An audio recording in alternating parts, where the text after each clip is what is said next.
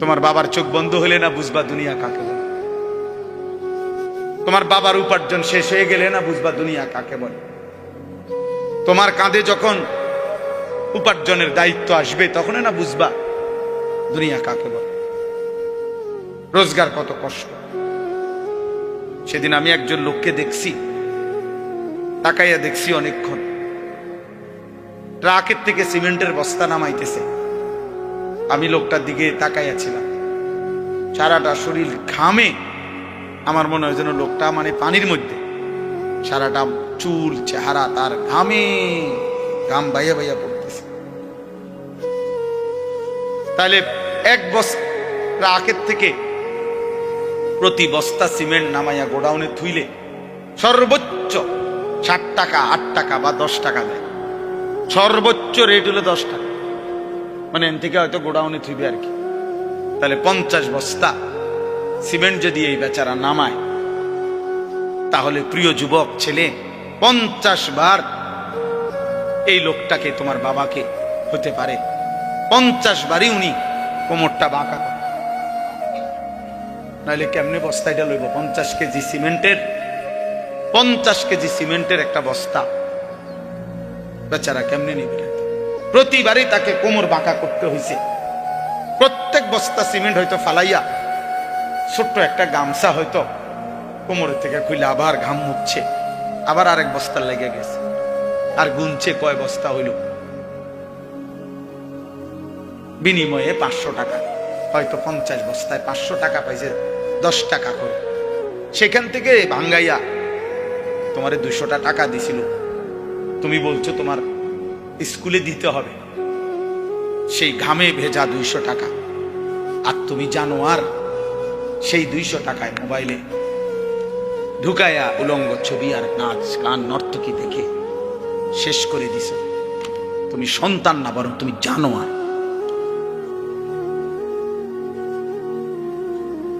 তুমি সন্তান, তুমি মানুষ না, বরং তুমি কুত্তা, তুমি জানো আর। তুমি জানো না তোমার বাবার এই 100টা টাকার পিছনে কতগুলো ঘাম ঝরছে, কতগুলো ঘাম ঝরছে।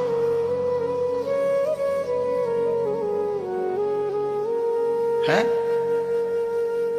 আমার আব্বা ছোটবেলায় আমরা দেখছি সারাদিন স্কুল করে আব্বা যখন আসতেন, প্রাইমারি স্কুলে মাস্টারি করতেন, মসজিদ ইমামতি।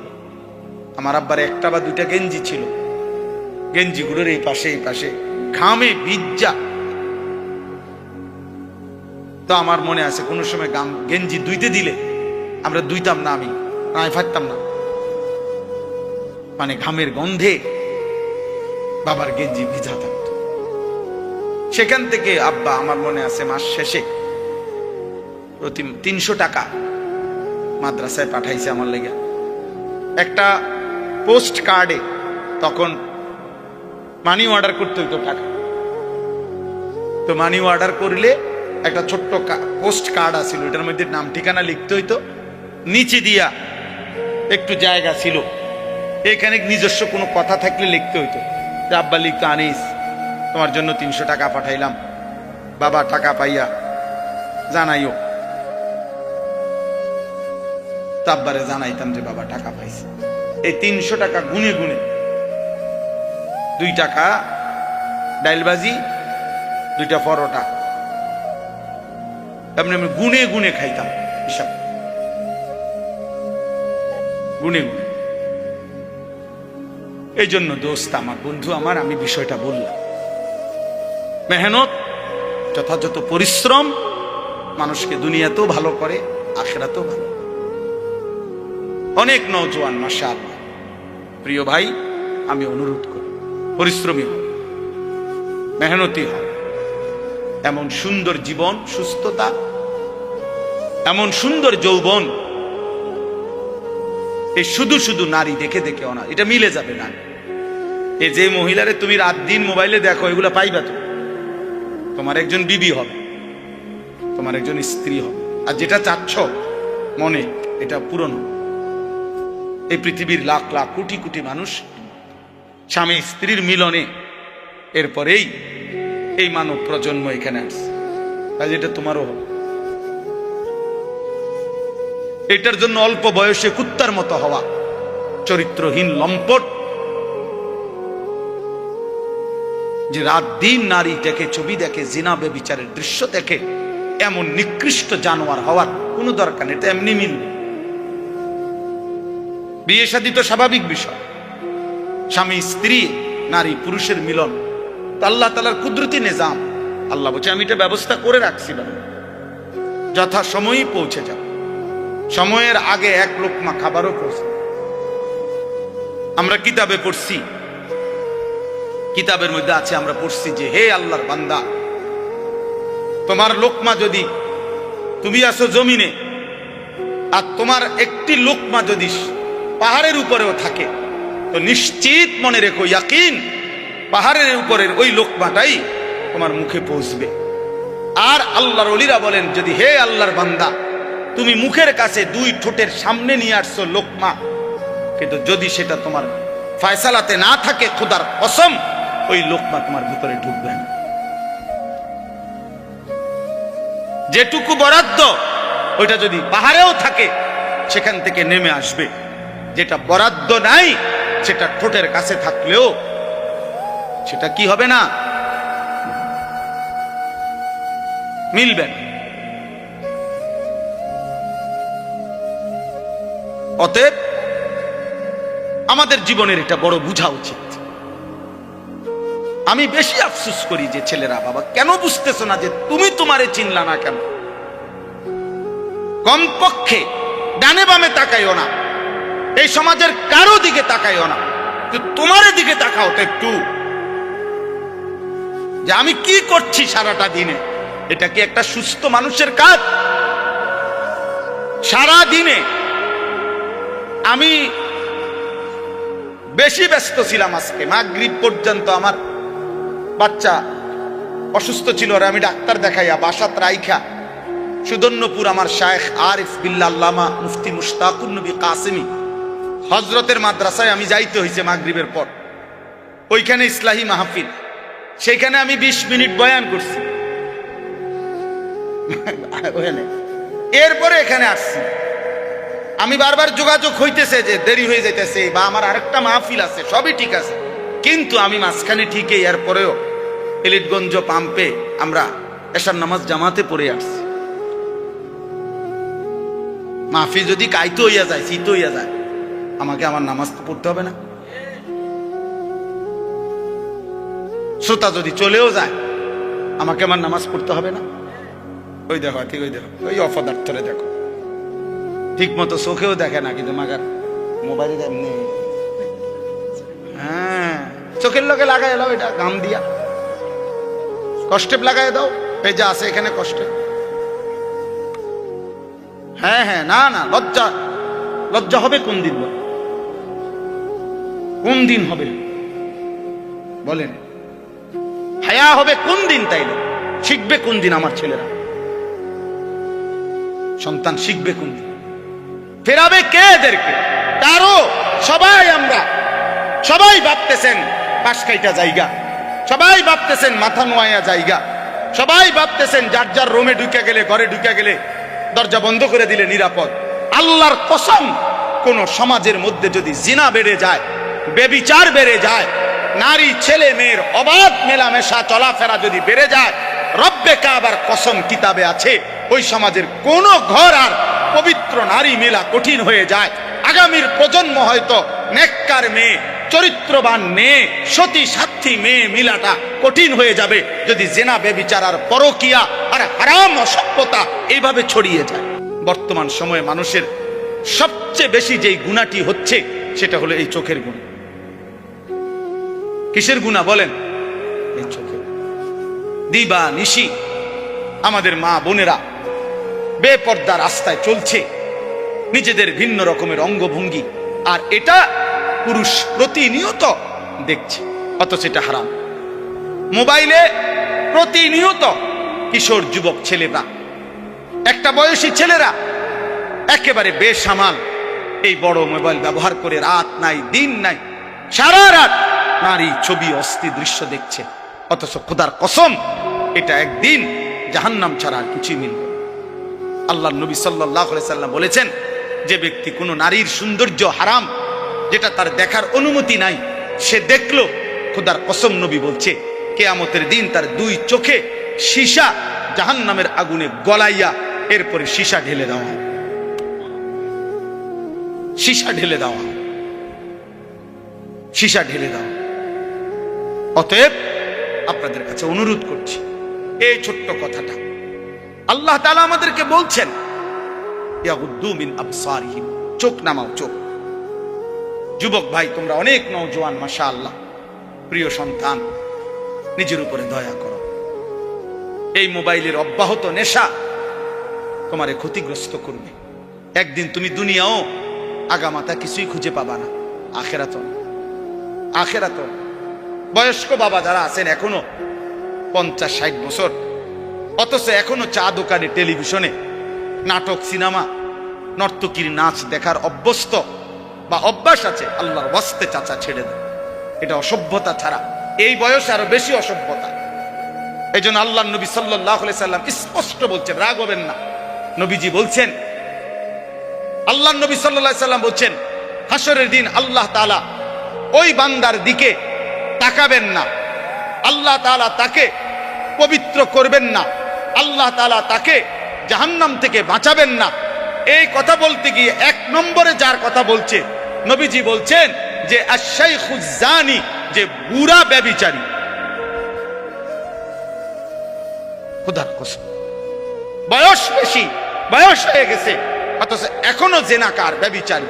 আর চোখ দিয়ে ভিন নারী দেখলে এটাও জিনা, হাত দিয়ে ছুঁয়ে দিলে এটাও জিনা, কান দিয়ে শুনলে ভিন নারীর কথা, হারাম কথা, এটাও জিনা, অন্তর দিয়ে কল্পনা করলে এটাও জিনা, লজ্জাস্থান দিয়ে জিনা করলে এটাও জিনা, নবীজি বলছেন। অতএব আল্লাহর নবী সাল্লাল্লাহু আলাইহি সাল্লাম বলছেন, বয়স্ক হওয়ার পরেও যে জিনার অভ্যাস, হারাম নারী দেখার অভ্যাস, বাস্তবে হোক আর মোবাইলে হোক আর টেলিভিশনে হোক আর সাদওয়ানে হোক, এই বদভ্যাস যে ছাড়ে নাই, আল্লাহ তাআলা তার দিকে কিয়ামতের দিন তাকাবেনও না, আল্লাহ তাকে পবিত্রও করবে না, আল্লাহ তাকে জাহান্নাম থেকে বাঁচাবেও। অতএব দয়া করে জওয়ান কিংবা বৃদ্ধ এবং নারীরা যারা, পরের আয়াতে আল্লাহ বলছেন, ওয়া কুল্লিল মুমিনাত ইয়াগদুদনা মিন আবসারিহিন্না ওয়া ইয়াহফাজনা ফুরুজাহুন্না। আল্লাহ বলছে মুমিন মহিলাদেরকেও বলেন তারা যেন ভিন পুরুষ থেকে তাদের চোখ নামিয়ে রাখে এবং তারাও যেন তাদের লজ্জাস্থান হেফাজত করে। অতএব চোখ হেফাজত করা, হারাম দৃশ্য, হারাম ছবি, অশ্লীল নাচ গান, হারাম নারীর দিকে তাকানো যত মন চায়, বা যদি কলিজা ছিঁড়েও যায়, যদি কলিজা ছিঁড়েও যায়, 1000 লক্ষ বারও যদি মন চায়, প্রিয় যুবক আমার, নওজোয়ান সাথী আমার, প্রিয় ভাই আমার, বন্ধু আমার, মুসলমানের সন্তান, তুমি ফিরে আসো। আমি এক বন্ধু অনুরোধ করলাম, এতে করে লাভ কি হবে? যালিকা আজকা লাহুম। কোরআনের এই আয়াতে আল্লাহ বলেন, যদি কেউ এই 2টি কাজ করে, 1 চোখ হেফাজত করে, 2 লজ্জাস্থান হেফাজত করে, আল্লাহ বলেন আমি ওয়াদা দিলাম, আমি তার অন্তর 100 100% আমি তার দিল পবিত্র করে দেব, 100% পবিত্র। ইন্নাল্লাহা খাবীরুম বিমা ইয়াসনাউন। আল্লাহ বলে, বান্দা যখন তোমরা যাই করো না কেন, যেভাবেই করো না কেন, একাকী কিংবা লুকিয়ে, রাতের আধারে কিংবা গভীর রজনীতে, ইয়ারফোন লাগাইয়া কিংবা লাইট নিবাইয়া, দরজা বন্ধ করে কিংবা সিটকারি লাগাইয়া, রাতের গভীরে কিংবা পাহাড়ের জঙ্গলে কিংবা পাহাড়ের চূড়ায় কিংবা জঙ্গলের গভীরে কিংবা 7 তবক জমিনের নিচে কিংবা 7 আসমানের ঊর্ধ্বে, যেখানেই যা করো না কেন, আমি খবর রাখি, খবর রাখি, আমি দেখি বান্দা, আমি দেখি বান্দা, আমি দেখি। গোবর থেকে দুর্গন্ধই বের হবে, গোলাপ ফুল থেকে সুঘ্রাণই বের হবে। অতএব রাস্তা রাস্তায় ঘুরতো যেই মেয়ে, বিবাহের আগে কোনো না কোনো ছেলের সাথে হারাম কোনো সম্পর্ক করত যে মেয়ে, আল্লাহর কসম, এই অপবিত্র মেয়ে থেকে পবিত্র কিছু আশা করা যাবে না। এই গোবর থেকে দুর্গন্ধই বের হবে, এই গোবর থেকে দুর্গন্ধই বের হবে। অতএব এটা ভাবা দরকার, ভাব, আমরা এটা বোঝা দরকার। আমাদের প্রজন্মের হেফাজত দরকার। একটি সমাজের মধ্যে সবচেয়ে বড় সম্পদ, একটি ঘরের সবচেয়ে বড় সম্পদ, একজন বাবার সবচেয়ে বড় সম্পদ তার স্ত্রী সন্তান। খাট যত দামি হোক দোস্ত, 20 বছর পরে এই খাট ওই ঘরে থাকবে না। পৃথিবীর সবচেয়ে মজবুত কাঠ দিয়েও যদি সোফা বানায় 5 বছর লাগবে না, এটার বার্নিশ উঠে যাবে 3 বছর 4 বছরের ভিতরে। পরবর্তী 20 বছরের ভিতরে ওই ফার্নিচারের নাম গন্ধ ঘরে পাওয়া যাবে না, কারণ এর পরে আরো বহু লেটেস্ট মডেল পৃথিবীতে আসছে, যার কারণে ইডি হালাই দিছে। বুঝেন নাই কথা? এটা মসজিদে যে আগে মোজাইক হইতো, আমি তো দেখছি ছোটবেলা, মেশিন দিয়া ছোট ছোট ছোট গুড়া গুড়া পাথরের গুড়া মোজাইক করতো। আর এগুলার মোজাইক আগে ছোট ছোট এলো মেলো পাথরের কঙ্কর, ছোট ছোট পিচি পিচি পিচি না মোজাইক দেখছেন না? কই এখন আসেনি এগুলা। মোজাইক ভাঙ্গে টাইলস লাগা, মানে এমন মসজিদ যেখানে আগে মোজাইক ছিল, কয় না এটি ওনার ভাল লাগে না, উড়াও এটি উড়াও, টাইলস পুরা মসজিদ টাইলস করা, টাইলস পুরাতন গ্রিল বদলাইয়া SS5 এর দরজা গ্রিল লাগানো হয় কিনা বলে? তাইলে বাবা বলে দুনিয়ার এই আসবাব উপকরণ আমরা যা দুনিয়া সাজাইলাম ঘরে, আল্লাহর কসম এগুলা থাকবে না। আমনে রেখে যাওয়া কাছের প্লেট আগামী 10 বছর পরে আর থাকবে না। আপনার রেখে যাওয়া সোফা, ফার্নিচার, খাট, ডাইনিং টেবিল এগুলো থাকবে না। এগুলা বংশধররা ফেলে দিবে, নায়নাতকুররা ফেলে দিবে। কিন্তু আপনি যেই ছেলেটাকে গড়ে গেলেন, আপনি যদি মেয়েটাকে দিন শিখায়া যান, পর্দা শিখায়া যান, ছেলেটাকে আল্লাহর কোরআন শিখায়া যান, খোদার কসম তার প্রতিটা সেজদা মৃত্যু পর্যন্ত ওই বাবা মার আমল নামার মধ্যে নেকি নিয়ে আস, কোনো সন্দেহ নেই। আল্লাহ নবী সাল্লাল্লাহু আলাইহি সাল্লামের হাদিস কত শুনছেন আপনারা। ওয়াজে উলামায়ে কেরাম বলে আপনাদেরকে যে মান ক্বারা আল কুরআন ওয়া আমিলা বিমা ফীহি উলবিসা ওয়ালিদাহু তাজান ইয়াউমাল কিয়ামা। আল্লাহ নবী সাল্লাল্লাহু আলাইহি সাল্লাম বলেন, যে কোরআন পড়লো, কোরআন অনুযায়ী জীবন চালাইলো, ওই ব্যক্তির মা বাবাকে কিয়ামতের দিন নূরের মুকুট, আলোকিত মুকুট পরিধান করানো। নবীজি বলছে তাহলে ভাবো তো, যদি বাবা মাকে এই মর্যাদা দেওয়া হয়, তাহলে যে কোরআন পড়লো সরাসরি, যে নিজে আমল করলো, ফামা যান্নুকুম বিল্লাযী আমিলা বিহাযা, তাকে আল্লাহ কি পুরস্কার দিবে? যে কোরআন পড়ছে, যে কোরআন আমল করছে। বাপ মারে যদি আল্লাহ সম্মান দেয়, তো হাফেজে কোরআনকে কি দিবে? আলেমে দ্বীনকে আল্লাহ কি দিবে?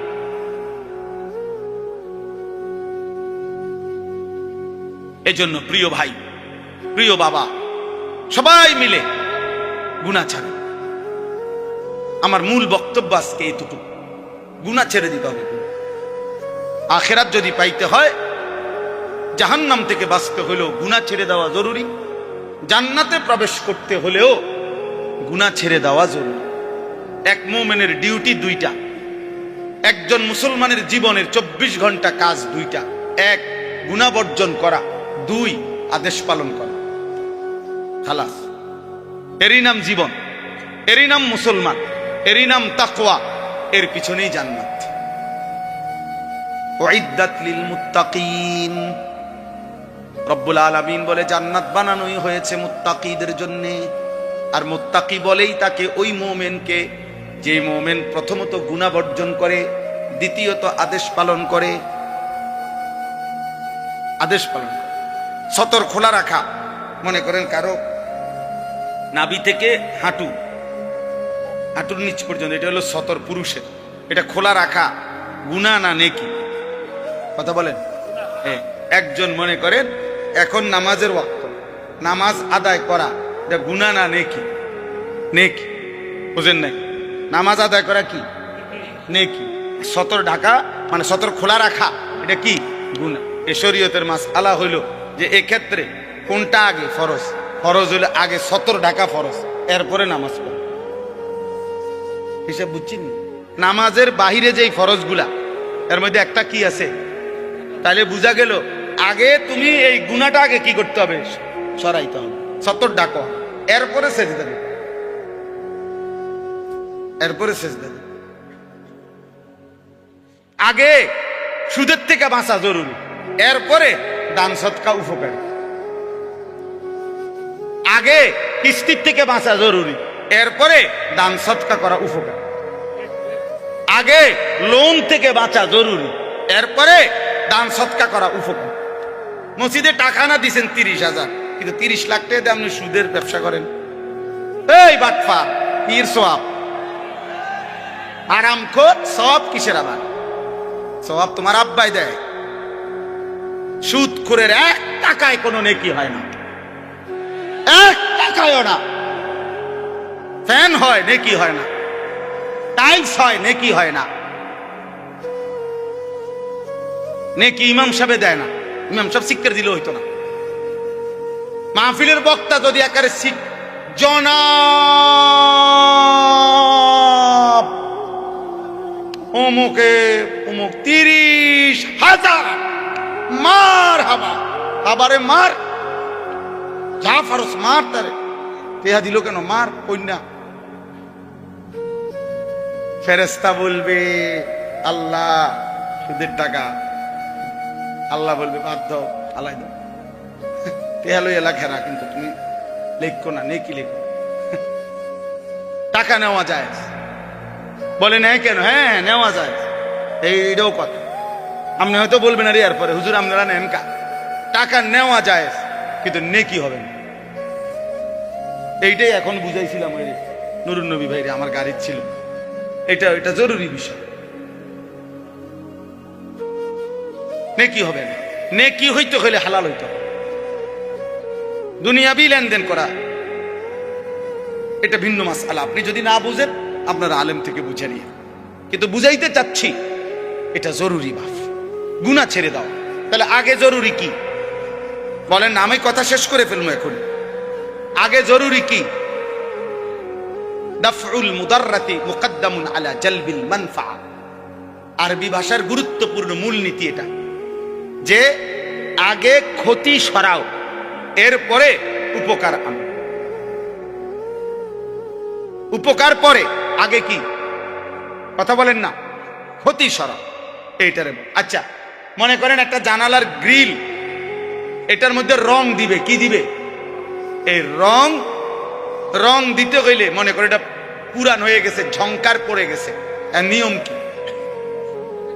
আগে ঝংকার ফেলতে হবে না আগে রং দিতে হবে? আগে সিরিজ কাগজ দিয়া ঝংকার ফেলতে হবে, এরপরে কি করতে হবে? আগে ক্ষতি সরাও, আগে গুনাহ ছাড়ো, এরপরে সেজদা দাও। এক সেজদা আল্লাহর আরশ ছুঁয়ে যাবে। একবার জমিন থেকে আল্লাহ ডাক দিবা, রবের আরশ কাই পাও। শর্ত কি? গুনাহ ছেড়ে, গুনাহ ছেড়ে, গুনাহ ছেড়ে।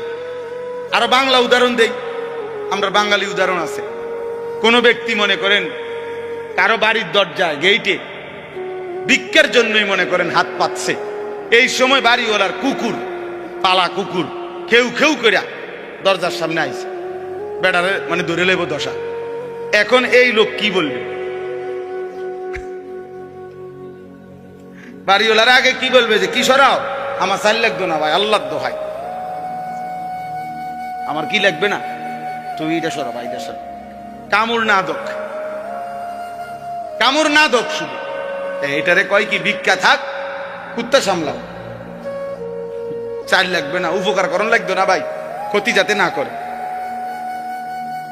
ক্ষতি যাতে না। এই জন্য এক মুমিনের প্রথম ডিউটি, যুবক হোক বৃদ্ধ হোক, আমি হই তুমি হই, আলেম হোক পাবলিক হোক, আপনি মনে রাখবেন। আপনারা অনেক সময় অনেকে আছে বলে আরে হয়তো লম্বা লম্বা হুজুরের মধ্যে তো দোষের অভাব নাই, বলে কি না বলেন? আমিও তো বলি হুজুরের মধ্যে দোষের অভাব নাই। হুজুররা কি বেহেশতের থেকে নিয়ে আসছে? আমি কি এখন বেহেশতের থেকে আসছি না ক্যান্টনমেন্ট থেকে আসছি? ময়নামতি সাহেবের বাজার আমার বাসা, আমি কোনো বেহেশতের থেকে আসছি? মানে আপনি যদি মনে করেন কোন হুজুরেরও দোষ আছে, হ্যাঁ হ্যাঁ, তো আপনি আমার জন্য দোয়া করেন, আমরা আপনাদের জন্য দোয়া করি না? কথা বলেন না কেন? তো আপনারা আমার জন্য দোয়া করবেন যে আল্লাহ ওনারও গুনাহ থেকে বাঁচান, ওনারও আল্লাহ আপনি নেক আমলের তৌফিক দেন। আমি আপনার কাছে দোয়া প্রাপ্য না? কথা বলেন না কেন? তো তাইলে অসুবিধা কি? এটা এটা কিন্তু সূক্ষ্ম ধোঁকা, সূক্ষ্ম ধোঁকা। আপনি চোখের সামনে দেখতেছেন আমরা দুইজন, তো এখন আমি পড়ে গেছি পানিতে, তো এরপরে আপনার দায়িত্ব এটা, আর আমি থাইকে লাভ কি? এটাই তো কথা। এটা কোনো বুদ্ধিমান করবে? এটা আমার সাথী আগুনে পুড়ে গেছে, আর আমি আর হুজুরে জেনে আগুনে ফিরে গেছে, তো আর আমি পাবলিক থাকতে কিনব, আমরাও আগুনে পুড়ে যাই, এটা নিয়ে নিয়ম। তো যদি মনে করেন আমি ভুলে করে ফেলছি, যদি মনে করেন আমি গুনাহ করছি, যদি মনে করেন আমি হারাম করছি, এই বলে কি আপনিও হারাম করবেন? এটা জরুরি। গুনাহ ছেড়ে দেন, এই আজকের মূল বক্তব্য এটা, গুনাহ ছেড়ে দেন। এক মুমিন প্রথম কি ছেড়ে দিতে হবে? গুনাহ ছেড়ে। বিষয়টা কঠিন হইল, এটা আমাদের আল্লাহর আদেশ, আর আল্লাহর আদেশের উপরে কঠিন না সহজ, পারতেছি না এত কথা বলার কোনো সুযোগ নাই। আপনার যদি মন নাও চায়, আপনার যদি বিবেকে নাও চায়, আপনার যদি কলজাটা ফাইটাও যায়, তারপরেও আপনি আল্লাহর হুকুমের জন্য গুনাহ ছাড়তেই হবে, ছাড়তেই হবে, ছাড়তেই হবে। কার হুকুম এটা? আমার মালিকের। বসে আদেশ করছে, অতএব অনেক সময় অনেক কাজ ভাল লাগতেছে না, তারপরও অধীনস্থ কর্মকর্তা তার বসের আদেশ মন না চাইলেও পালন করতে হবে। আর মন চাইলে তো ভালোই, মন চাইলে তো কি ভালো। এটা জরুরি বিষয়। এজন্য গুনাহ ছেড়ে দাও, গুনাহ ছেড়ে দাও। তাকওয়ার প্রথম অর্থ গুনাহ বর্জন, দ্বিতীয় অর্থ আদেশ পালন। আর আল্লাহ এটাই বলছি, ইয়া আইয়ুহাল্লাযীনা আমানুত্তাকুল্লাহ, ইয়া আইয়ুহাল্লাযীনা আমানুত্তাকুল্লাহ। কোরআনুল কারীমে প্রায় 7 বার এই কথাইটা আল্লাহ বলছে, হে ঈমানদার, ইত্তাকুল্লাহ, ইত্তাকুল্লাহ, ইত্তাকুল্লাহ, ইত্তাকুল্লাহ, ইত্তাকুল্লাহ, ইত্তাকুল্লাহ, ইত্তাকুল্লাহ। হে আল্লাহর বান্দা, হে মুমিন, আল্লাহকে ভয় করো, আল্লাহকে ভয় করো, আল্লাহকে ভয় করো। আর তাফসীরের মধ্যে লিখছে, যদি প্রশ্ন করেন যে হুজুর আল্লাহকে ভয় করা মানে কি, আল্লাহকে ভয় করার প্রথম অর্থ গুনাহ ছেড়ে দেওয়া, দ্বিতীয় অর্থ আদেশগুলো পালন করা। আগে গুনাহ ছেড়ে দাও, আগে গুনাহ ছেড়ে দাও। ওয়াদারু যাহিরাল ইসমি ওয়া বাতিনা, আল্লাহ বলছে প্রকাশ্য গোপন সব গুনাহ ছেড়ে দাও। নবীজি বলছেন, রাসূলুল্লাহ সাল্লাল্লাহু আলাইহি ওয়াসাল্লাম বলছেন, ইয়াকুম ওয়াল কাযিব, মিথ্যা বলা ছেড়ে দাও। আলাইকুম বিসসিদক, নবীজি বলছে সত্য বলাকে জীবনের জন্য গ্রহণ করে না। অতএব দয়া করে এটা বুঝতে হবে। তো এই আয়াতটা এবার আসেন, আমি যেই পড়ছি সূরা নূর 18 নম্বর পারা, কোরআনুল কারীমের 24 নম্বর সূরা 30 নম্বর আয়াত, এই একটি আয়াতের এবার তর্জমা বললে আমার কথা শেষ। আল্লাহ তাআলা এখানে বলছেন, কুল, হে নবী আপনি বলুন, লিল মুমিনিনা, সকল ঈমানদার পুরুষদেরকে, ইয়াগুদ্দু মিন আবসারিহিম ওয়া ইয়াহফাজু ফুরুজাহুম, তারা যেন বাধ্যতামূলক দুইটা কাজ করে। এক, তারা যেন সকলেই তাদের চোখ ভিন নারী, হারাম ছবি, হারাম দৃশ্য থেকে চোখ যেন নিচে নামায়। ওয়া ইয়াহফাজু ফুরুজাহুম, এবং সমস্ত ঈমানদার পুরুষদেরকে বলেন তারা যেন তাদের লজ্জাস্থানের হেফাজত করে। কোন জিনা, কোন ব্যভিচার, হাতের নাপাক ব্যবহার, কোন রকমের অসভ্যতা, নারী পুরুষ, পুরুষ পুরুষ, যেই কোন রকমের অপকর্ম নিজের লজ্জাস্থান দ্বারা যেন না করে, লজ্জাস্থান যেন হেফাজত করে এবং চোখ যেন নিচে নামে। প্রিয় ভাই, এই প্রথম কথাটা বলার জন্যই আমি এই কথাগুলো বলছি। আজকের সময়ের বিবেকবান যারা, দিন নিয়ে যারা ভাবে, মানুষকে নিয়ে যারা ভাবে, এরকম বিবেকবান বিচক্ষণ বুজুর্গ আল্লাহওয়ালা ওলামায়ে কেরামের মূল বক্তব্য হলো, বর্তমান সময়ে মানুষের সবচেয়ে বেশি যেই গুনাহটি হচ্ছে সেটা হলো এই চোখের গুনাহ। কিসের গুনাহ বলেন? এই চোখের। দিবা নিশি আমাদের মা বোনেরা বেপর্দা রাস্তায় চলছে, নিজেদের ভিন্ন রকমের অঙ্গভঙ্গি, আর এটা পুরুষ প্রতিনিয়ত দেখছে, অথচ এটা হারাম। মোবাইলে প্রতিনিয়ত কিশোর যুবক ছেলেরা, একটা বয়সী ছেলেরা একেবারে বেসামাল এই বড় মোবাইল ব্যবহার করে রাত নাই দিন নাই, সারা রাত নারী ছবি অস্থি দৃশ্য দেখছে, অথচ খোদার কসম এটা একদিন জাহান্নাম ছাড়া আর কিছুই মিলবে। আল্লাহ নবী সাল্লাল্লাহু আলাইহি সাল্লাম বলেছেন, যে ব্যক্তি কোনো নারীর সৌন্দর্য হারাম, যেটা তার দেখার অনুমতি নাই, সে দেখলো, খোদার কসম নবী বলছে কিয়ামতের দিন তার দুই চোখে সীসা জাহান্নামের আগুনে গলাইয়া এরপরে সীসা ঢেলে দেওয়া, সীসা ঢেলে দেওয়া, সীসা ঢেলে দেওয়া। অতএব আপনাদের কাছে অনুরোধ করছি, এই ছোট্ট কথাটা আল্লাহ তাআলা আমাদেরকে বলছেন, ইয়াগুদ্দু মিন আবসারিহিম, চোখ নামাও, চোখ। যুবক ভাই, তোমরা অনেক নওজোয়ান, মাশাআল্লাহ, প্রিয় সন্তান, নিজের উপরে দয়া করো। এই মোবাইলের অব্যাহত নেশা তোমারে ক্ষতিগ্রস্ত করবে। একদিন তুমি দুনিয়াও আগামাতা কিছুই খুঁজে পাবা না, আখেরাতও, আখেরাতও। বয়স্ক বাবা যারা আছেন এখনো 50-60 বছর, অথচ এখনো চা দোকানে, টেলিভিশনে নাটক, সিনেমা, নর্তকীর নাচ দেখার অভ্যস্ত বা অভ্যাস আছে, আল্লাহর ওয়াস্তে চাচা ছেড়ে দেন। এটা অসভ্যতা ছাড়া এই বয়সে আরো বেশি অসভ্যতা। এই জন্য আল্লাহ নবী সাল্লাল্লাহু আলাইহি সাল্লাম স্পষ্ট বলছেন, রাগ হবেন না, নবীজি বলছেন, আল্লাহ নবী সাল্লাল্লাহু আলাইহি সাল্লাম বলছেন, হাসরের দিন আল্লাহ তাআলা ওই বান্দার দিকে তাকাবেন না, আল্লাহ তাআলা তাকে পবিত্র করবেন না, আল্লাহ তাআলা তাকে জাহান্নাম থেকে বাঁচাবেন না। এই কথা বলতে গিয়ে 1 নম্বরে যার কথা বলছে, নবীজি বলছেন যে আশ-শাইখুজ জানি, যে বুড়া ব্যভিচারী। খোদার কসম, বয়স বেশি, বয়স হয়ে গেছে, অথচ এখনো জিনাকার, ব্যভিচারী। আর চোখ দিয়ে ভিন নারী দেখলে এটাও জিনা, হাত দিয়ে ছুঁয়ে দিলে এটাও জিনা, কান দিয়ে শুনলে ভিন নারীর কথা, হারাম কথা, এটাও জিনা, অন্তর দিয়ে কল্পনা করলে এটাও জিনা, লজ্জাস্থান দিয়ে জিনা করলে এটাও জিনা, নবীজি বলছেন। অতএব আল্লাহর নবী সাল্লাল্লাহু আলাইহি সাল্লাম বলছেন, বয়স্ক হওয়ার পরেও যে জিনার অভ্যাস, হারাম নারী দেখার অভ্যাস, বাস্তবে হোক আর মোবাইলে হোক আর টেলিভিশনে হোক আর সাদওয়ানে হোক, এই বদঅভ্যাস যে ছাড়ে নাই, আল্লাহ তাআলা তার দিকে কিয়ামতের দিন তাকাবেনও না, আল্লাহ তাকে পবিত্রও করবে না, আল্লাহ তাকে জাহান্নাম থেকে বাঁচাবে। অতএব দয়া করে জওয়ান কিংবা বৃদ্ধ এবং নারীরা যারা, পরের আয়াতে আল্লাহ বলছেন, ওয়া কুল্লিল মুমিনাত ইয়াগদুদনা মিন আবসারিহিন্না ওয়া ইয়াহফাজনা ফুরুজাহুন্না। আল্লাহ বলছে মুমিন মহিলাদেরকেও বলেন তারা যেন ভিন পুরুষ থেকে তাদের চোখ নামিয়ে রাখে এবং তারাও যেন তাদের লজ্জাস্থান হেফাজত করে।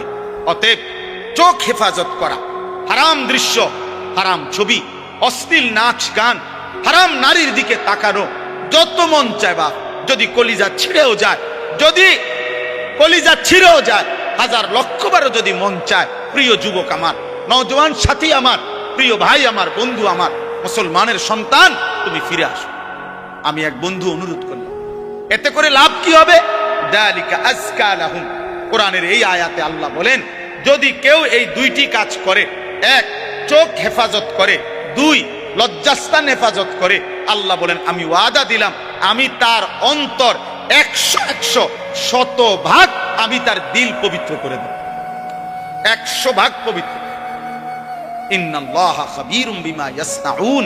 আল্লাহ বলে, বান্দা যখন তোমরা যাই করো না কেন, যেভাবেই করো না কেন, একাকী কিংবা লুকিয়ে, রাতের আধারে কিংবা গভীর রজনীতে, ইয়ারফোন লাগাইয়া কিংবা লাইট নিবাইয়া, দরজা বন্ধ করে কিংবা সিটকারি লাগাইয়া, রাতের গভীরে কিংবা পাহাড়ের জঙ্গলে কিংবা পাহাড়ের চূড়ায় কিংবা জঙ্গলের গভীরে কিংবা 7 তবক জমিনের নিচে কিংবা 7 আসমানের ঊর্ধ্বে, যেখানেই যা করো না কেন, আমি খবর রাখি, খবর রাখি, আমি দেখি বান্দা, আমি দেখি বান্দা, আমি দেখি। অতএব দোস্ত আমার, আল্লাহকে আড়াল করা সম্ভব? আল্লাহকে ফাঁকি দেওয়া সম্ভব? আল্লাহ তাআলার দৃষ্টির আড়ালে যাওয়া সম্ভব? অতএব এইটুকুই সবক। আমরা যদি ইমানদার হই, আমরা যদি মুমিন হই, তাহলে আমাদের নারী, আমাদের পুরুষ, আমাদের কিশোর, আমাদের যুবক, আমাদের মা, আমাদের বোন, আমাদের স্ত্রী, আমি হুজুর, আপনি পাবলিক, আমরা সবার দায়িত্ব চোখ হেফাজত। কি হেফাজত করা? কারণ চোখ হারাম নারী দেখা গুনাহ কিনা? বলেন না কেন? অতএব এই গুনাহ ছিল। আল্লাহ তাআলা আমাদেরকে তৌফিক দেন, কবুল করেন। আমিন। বিবাহ একটি সম্পর্ক, বিবাহ একটি ইবাদত। ইবাদত কিনা কথা বলেন? আল্লাহ কোরআনে বলছে ফানকিহু, তোমরা বিবাহ করো। তো যেটা আল্লাহর হুকুম এটা ইবাদত কিনা? নবীজি সাল্লাল্লাহু আলাইহি সাল্লাম বলছে আন-নিকাহু মিন সুন্নতি, বিবাহ আমি রাসূলের সুন্নাত। তো যেটা নবীর সুন্নাত এটা উৎসব নাকি ইবাদত? এটা ফুর্তি নাকি ইবাদত? নবীর সুন্নাত এটা ফুর্তি নাকি ইবাদত? তাহলে বিবাহ কি? ইবাদত। আল্লাহর হুকুম এ কারণেও ইবাদত, নবীর সুন্নাত এ কারণেও ইবাদত। ইবাদত ইবাদত এক। দুই নাম্বার, বিবাহ মানে একটি ছেলে মেয়ের এই সম্পর্ক শুধু উপভোগের সম্পর্ক নয়, বরং এই স্বামী স্ত্রী মানে এখান থেকে কিয়ামত পর্যন্ত একটি প্রজন্ম। আমার দাদা দাদির মিলনে আমার বাবা, মা বাবার মিলনে আমি, আমার স্ত্রীর পরে আমার সন্তান। তাইলে এইভাবে এটা একটা সিরিয়াল, এটা একটা সিরিয়াল। আমার দাদা 5 ওয়াক্ত নামাজ পড়ছেন রমজান মাসে, পুরা রমজানে মসজিদে ছিলেন, শেষ 10 দিন এতেকাফ করছেন। ঈদের চাঁদ উঠছে, ঈদের দিন দাদা সকালবেলা ভোরে মসজিদ থেকে বের হইয়া ঈদের নামাজ পড়া ঘরে আসছে। চাচারে কইছে, ছোট চাচারে, যে আমি আমার শ্বশুর বাড়ির যামু, আমার একটা রিস্কা না দে। আমার চাচার নাম হোসেন, মানে হুসাইন। ওই যে হোসেন, আমারে একটা রিস্কা না দে ফুত, আমি আমার শ্বশুর বাড়ির যামু। দাদা বুড়া মানুষ। আমার চাচা বলছে, আব্বা আমনে মুরব্বী মানুষ, শেষ বয়স, আপনি মাত্র মুসিদায় অন কি শ্বশুর বাড়ি যাইবেন? আমরা সব সেমাই চিনি রাঁধছি, আপনি খাবেন। দাদা কয় না, আমি যামুই, তুই রিস্কা না আনলে বাদ দে। নাতি মানে আমার চাচার ছেলে ইদ্রিস, পরে বলছে, নাতি তুই আমার হাতে ধর, দাদা যামুই শ্বশুর বাড়ি। এই কথা বলে দাদা একটু সামনে গেছে, মাঝ পথে পাশের গ্রাম, 2 গ্রাম পরে আমার দাদার শ্বশুর বাড়ি ছিল। দাদা মাঝখানেই রাস্তায় কাইত হইয়া পড়ে গেছে। সন্ধ্যাবেলায় আমার দাদা কবরে চলে গেছে, মারা গেছে। আমার দাদা ঠিকই বুঝছে যে আমি শ্বশুর বাড়ি যাব। তাহলে আমার দাদা নেককার ছিলেন, নেককার ছিলেন, নিজের হাতে মসজিদ গড়ে গেছেন। তাহলে এটা একটা প্রজন্ম, স্বামী স্ত্রীর সুন্দর একটি সম্পর্ক, এদের ঈমান ইসলাম, এদের পাক পবিত্রতা, পর্দা পুশিদা, এটা একটা জেনারেশন তৈরি করে। এটা গুরুত্বপূর্ণ বাপ, কম হোক আল্লাহর কথা, কোরআন সুন্নাহর কথা আদবের সাথে শুনতে হয়, এটা জরুরি, নাইলে ফায়দা হয় না। এক তো হইলো আমি, একজন চিৎকার দিল, একজন সুর দিল, একজন টান দিল, কিছু বুট বাদাম বেচা হইল, এই সব মিলে ঝিলে কিছু একটা হইল না। ভাইয়া, এটা আসলেই মূল মাকসাদ না। একটা বাঁশ মাটিতে গাঁটতেও কষ্ট আছে। এই রাস্তাটা আমি আসছি এখন অনেক ভাঙ্গা, তাইলে প্রত্যেককেই কষ্ট করে আসতে হয়েছে। সেটা যদি কোনো ফায়দা না হয়, আপনি দেখেন ওইখানে বুট বাদামের দোকানে অনেক লোক দাঁড়ায় আছে, অসংখ্য লোক এখন এই মাত্র।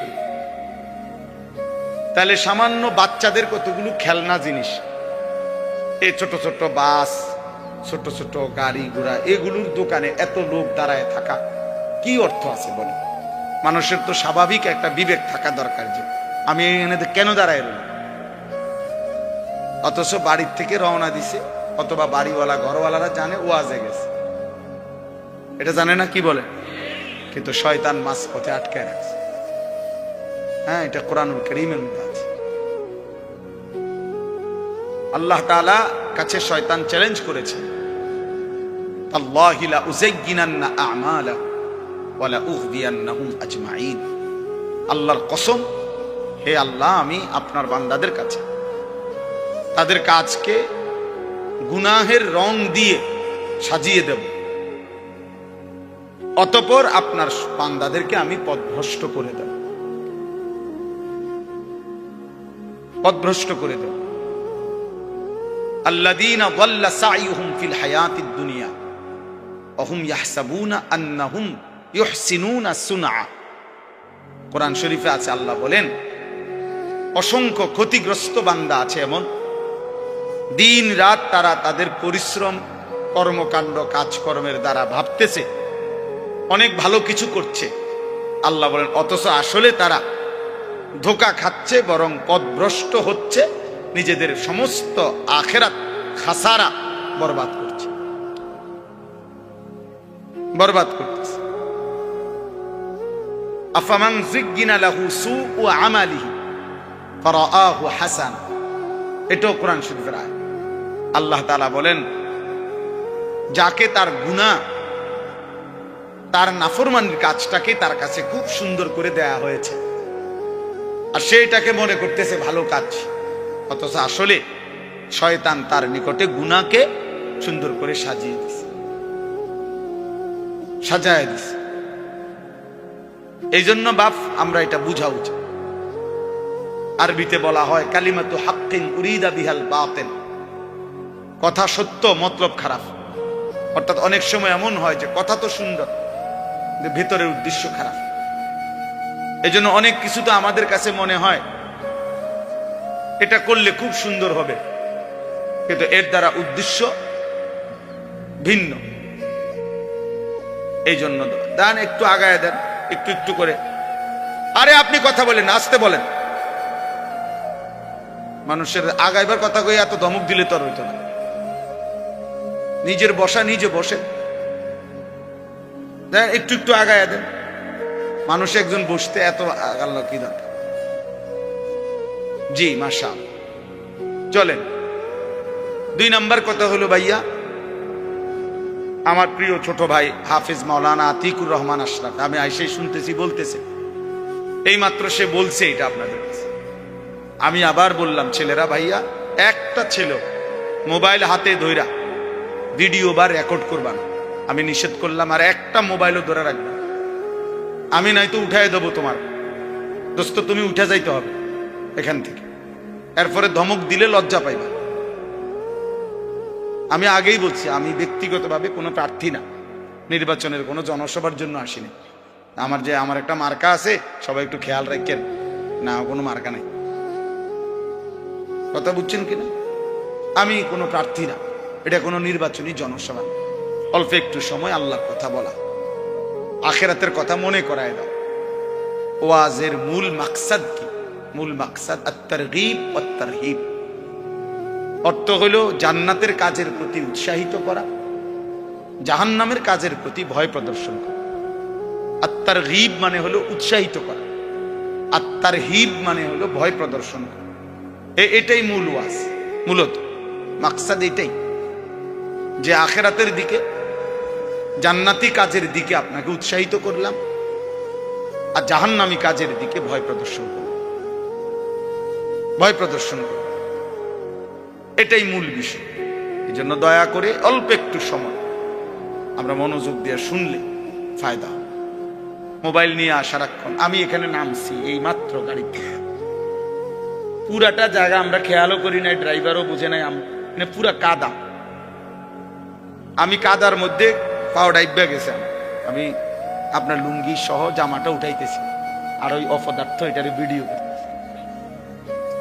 তাহলে মানুষ কি পরিমাণ, ছেলেরা কি পরিমাণ বিকৃত মস্তিষ্ক, কি পরিমাণ প্রতিবন্ধী আপনি বলুন। একটা জলজ্জান্ত বাস উড়ে যাচ্ছে, হাজার হাজার লোক ভিডিও করতেছে।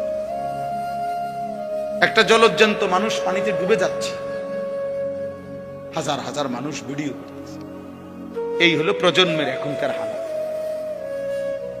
এখনকার জেনারেশনের হালাত হলো এই। কয়েকদিন আগে নোয়াখালীতে অনেকেই শুনছেন, একজন প্রবাসীর পরিবারের 7 জন একটা মাইক্রোজে পানি পড়ে গেছে, শুনছেন না, মারা গেছে। যে ওই লোকের একটা সাক্ষাৎকার দিছে, আমি নিজে শুনছি। বেচারা কানতে কানতে বলছে যে আমি মাইক্রোটা যখন পানি পড়ে গেছে, শত শত মানুষ আসছে পুকুরের পারে, আমি প্রত্যেকের কাছে কাকতি মিনতি করছি, অনুরোধ করছি, কেউ একটু নামলো না পানিতে, যে চেষ্টা করলো না।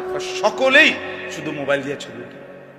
আল্লাহর কসম সে বলছে, সে আফসোস করছে। তা আমি একটা ছেলেকে বললাম এখন যে, আরে ভাই তুমি তো আগে আমার ধরো যে আমি কোনো পড়ে যাই কিনা বা কাদা, তুমি তো আগে এইটা সেভ করো না। তোমার আগে দরকার মুসাফা করতে, হুজুর আঞ্জা দিয়ে ধরে নিতে।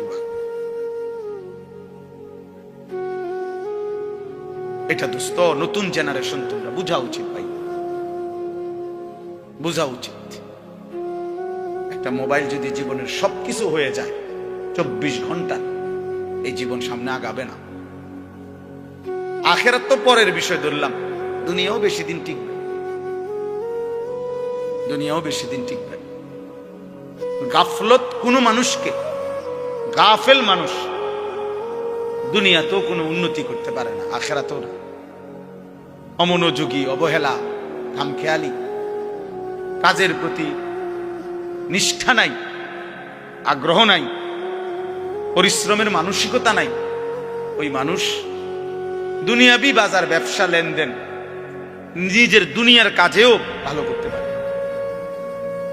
আমার আপনারা সবাই বুঝবেন, দেখেন, জিজ্ঞাসা করে যে দোকানদার কোনো কাস্টমার যদি 3 বার 4 বার আইসা দেখে, মনে করেন এক সপ্তাহের মধ্যে উনি 3 বার আইসে এই দোকানে, আইসা 3 বারই দেখছে দোকান বন্ধ অথবা দোকানদার নাই, এরপরে সে পরবর্তী 6 মাসেও আর কোনোদিন এই দোকানে আসবে না, দেখেন সে বলবে যে এনে দোকানদার থাকে না, আর বলা যায় না এটা বন্ধও থাকতে হবে, এই শেষ, মানে তার ব্যবসা শেষ, সে আর দাঁড়াইতে পারে না। এই জন্য এটা একটা নিয়ম, কাজের প্রতি নিষ্ঠা থাকতে হবে। এত বেশি পরিমাণ গাফেল, সারাক্ষণ হাসি, সারাক্ষণ মজা, দুষ্টামি, সারাক্ষণই মোবাইল নিয়ে ব্যস্ত থাকা, এ তো গাফলত ভাই, এ তো গাফলত, খামখেয়ালি।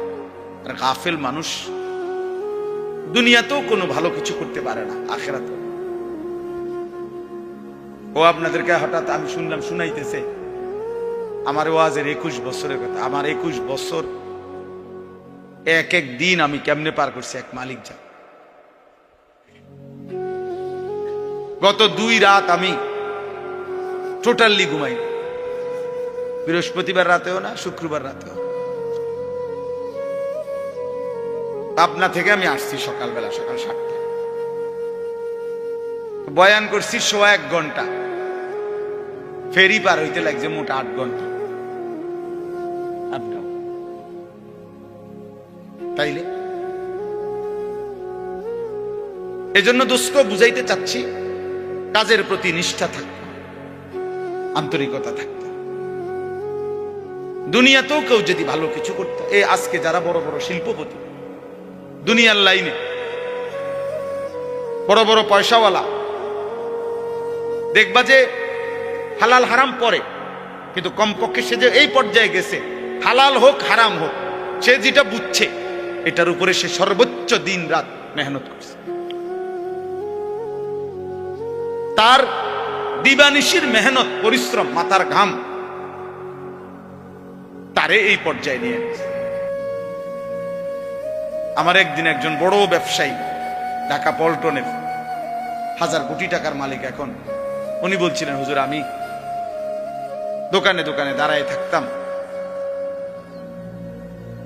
তারা দুপুরবেলা খানা খাইলে দোকানদাররা বাটির কোনা দিয়ে যদি 2 ভাত, কুদ্দুর তরকারি বাকি থাকতো, আমার এগুলা দিলে আমি 3-4 দোকানের এই খানা একত্র করে বা আমি 2 ভাত খাইতাম। তবে এভাবে তাকায় দাঁড়ায় হাঁটতাম শুধু, দোকানদাররা খাইলে যদি কুদ্দুর দেয় আমারে, আমি এত অভাবী ছিলাম, কিন্তু সেই আল্লাহ আমাকে মেহনতে পরিশ্রম করে গেছি, আজকে 1000 কোটি টাকার মালিক। স্বাভাবিক একটা রেস্টুরেন্টে আছে না 16 তালা। তাইলে দোস্ত দুনিয়ায় বললাম, দুনিয়া দুনিয়া বাংলাদেশের একজন প্রতিষ্ঠিত ব্যবসায়ী ছিলেন, কিছুদিন আগে মারা গেছেন। আমি ইচ্ছা করে নাম বলতেছি না, পত্রিকায় ওনার অনেক বড় লেখা আছে। উনি বলছেন বাড়ির থেকে 90 টাকা নিয়ে সর্বপ্রথম আমি সায়দাবাদ গেছি, ঢাকা। সায়দাবাদে যারা মাটি কাটে ওই সময় তাদের সাথে যে যোগ দিছি, মাটি কাটবে, তারা বলছে যে কোদাল এবং টুকরি নিজের না হইলে হইতো না। অন্ত করছে আরো বিপদে, মাটিও তো কাটতে পারতাম না, কারণ আমার তো কোদালও নাই, টুকরিও নাই। এরপরে আবার গায়ে খাইটা কষ্ট কইরা তারপরে কোদাল টুকরি কিনছি। ওইটুকু দিয়েই সে বাংলাদেশের মৃত্যুর আগে তিনি বাংলাদেশের একজন প্রথম শ্রেণীর ঠিকাদার ছিলেন। হাজার হাজার কোটি কোটি টাকার এই রোডের, হাইওয়ে রোডের কাজ করতেন। একটা সময় এই 90 টাকার পুঁজি। তাহলে ছেলেদেরকে বললাম, বাবা দুনিয়াও ভালো হবে না, এই ফেটে বাতে চলবে আর কি, কোন রকম আর জোরাতালি, এই চুলে ঘুরাইতে পারবে হারা দিন। এই কামের দূরে দিছে শয়তান তোমারে, ইবলিসে, যে তোমার একটা মহান কাজ দিছে, যে তোমার একটি জীবনের শ্রেষ্ঠ কাজ হলো প্রতিদিন সকাল থেকে রাত ঘুম পর্যন্ত 1,00,000 বার তুমি মোট চুলের এরকম পিছনে ফিরে। এই একটা তোমারে দারুণ কাজ দিছে শয়তান, তোমার মতো ফালতু লোকের একটা কাজ ধরা, তোমারে একটা দারুণ কাজ দিছে যে তুমি নিজের পয়সা দিয়ে এমবি ঢুকাইবা, আর সারা পৃথিবীর পাগল ছাগল, সুস্থ অসুস্থ, যে যা মোবাইলে দেয় তুমি শুধু টাইনে টাইনে দেখবে। টাকা যাবে তোমার, সময় যাবে তোমার, হায়াত যাবে তোমার, কামাই হবে।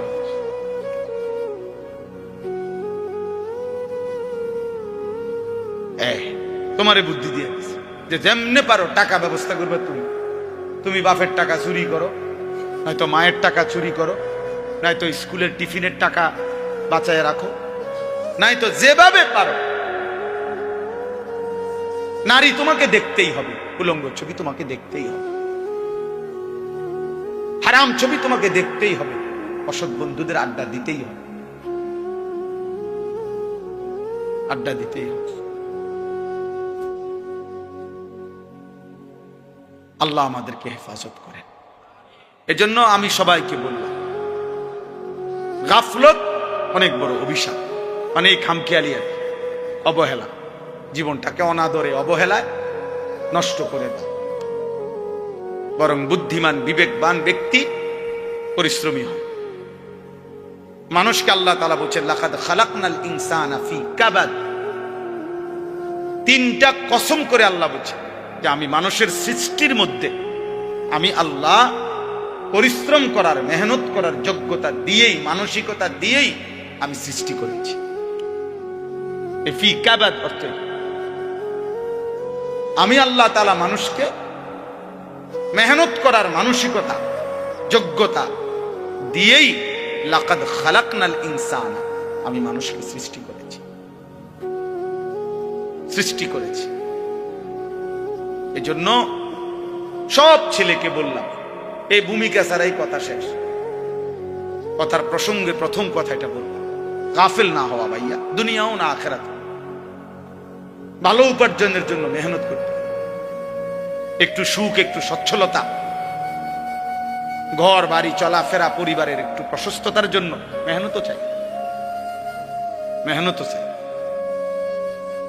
আপনি ঘুমের থেকে উঠে জমিদারি করবেন, এ কয়দিন তাপালিং, কয়দিন মোটরসাইকেল নিয়ে মাতবুরি, মোবাইল একটা নিয়ে মাতবুরি, কয়দিন ভাইয়া, কয়দিন? তোমার বাবার চোখ বন্ধ হলে না বুঝবা দুনিয়া কাকে বলে।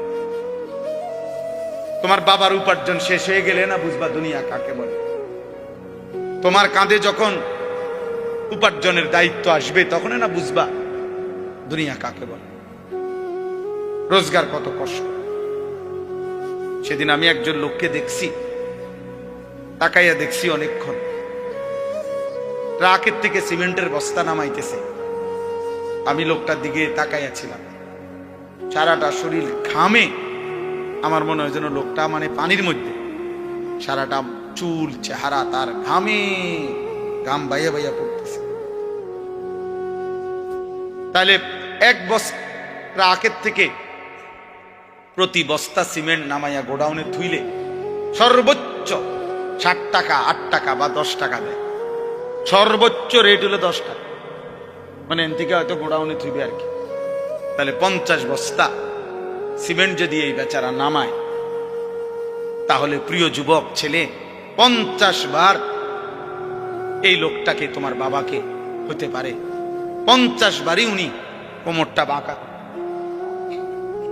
নাহলে কেমনে বস্তাটা লইব? 50 কেজি সিমেন্টের, 50 কেজি সিমেন্টের একটা বস্তা বেচারা কেমনে নিবে? প্রতিবারই তাকে কোমর বাঁকা করতে হয়েছে।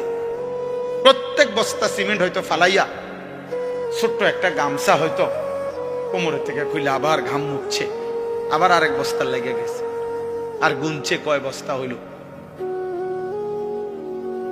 বিনিময়ে 500 টাকা, হয়তো 50 বস্তায় 500 টাকা পাইছে, 10 টাকা করে। সেখান থেকে ভাঙ্গাইয়া তোমারে 200 টাকা দিছিল, তুমি বলছো তোমার স্কুলে দিতে হবে, সেই ঘামে ভেজা 200 টাকা। আর তুমি জানো আর সেই 200 টাকায় মোবাইলে ঢুকাইয়া উলঙ্গ ছবি আর নাচ গান নর্তকী দেখে শেষ করে দিছ। তুমি সন্তান না, বরং তুমি জানো আর।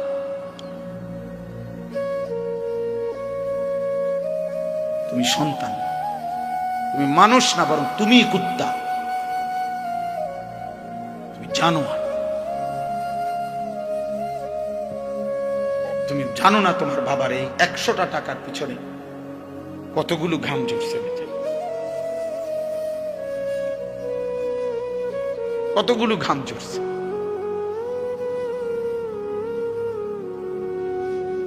হ্যাঁ,